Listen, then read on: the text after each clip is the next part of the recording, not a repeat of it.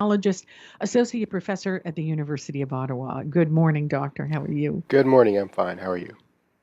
We are in an unusual place. It is like a patchwork quilt, isn't it? How you're going to spend Thanksgiving.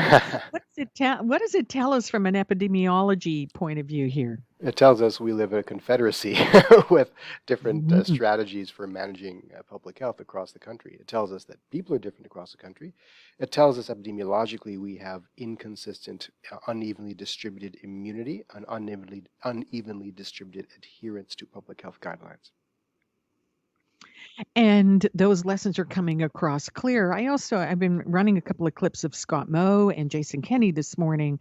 Has there been a turnaround for the interpretation of this politically? How are you looking at how this, what is stark and clear in front of us, is going through the political process here? Well, that's a fascinating question. I'm not sure I'm qualified to answer it, but to the extent that I'm a citizen observing all this, it's interesting watching how this pandemic has been laying along ideological lines for so long. If you're extreme right of center, you're more likely to minimize the impact, more likely to err on the side of personal freedoms and not on the side of public health restrictions.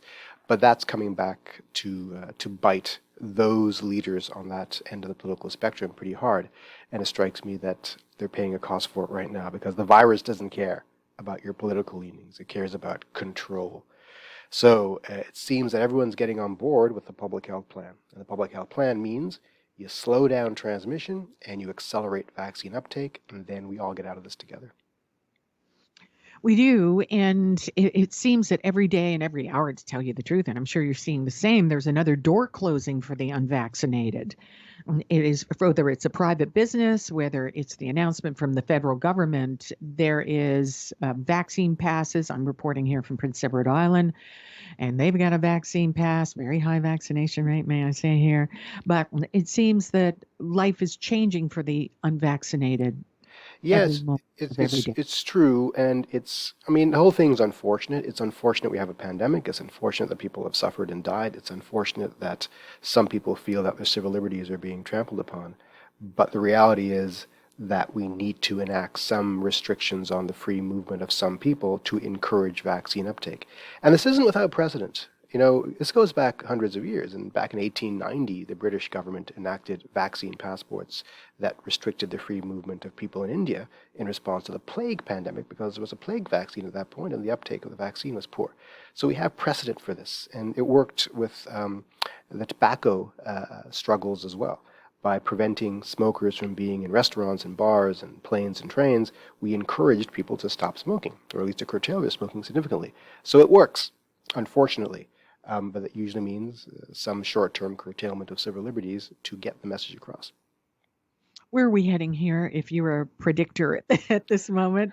What's your positive? Where are you seeing the positive and what concerns you on There's the future? 'Cause let's face it, I'm not going to hold you to it. We're just watching live. This thing's unfolding around the world in front of us here. Yeah, there's a lot of positive here, believe it or not. The positive is we have effective vaccines that work well, extraordinarily well, to keep people out of the hospital and out of the morgue, and to some extent to curtail transmission. So the vaccines will end this pandemic sooner than we thought it would.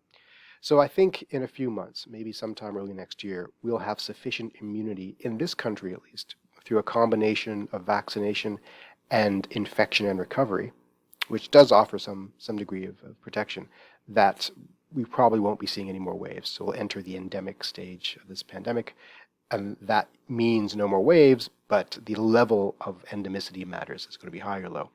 Around the world, we're seeing vaccine uptake increase dramatically. So Portugal famously has almost all of their eligible population vaccinated, and they're opening up society entirely.